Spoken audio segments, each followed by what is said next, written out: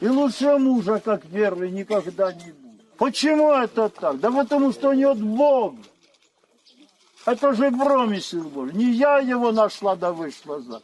Не я ее нашел, даже не. Господь соединил, расположил сердце друг к другу. И сочетал, мы же слышим писать. Что он сочетал, то человек, да не разлучает. Это один раз в жизни бывает.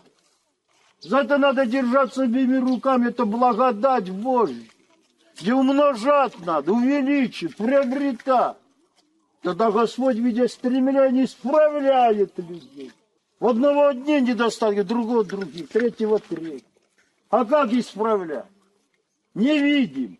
Что надо одному, то надо другому. Как у меня не один, так у меня не другой. Поворачивает ум так, что они заодно. Вот как исправлять.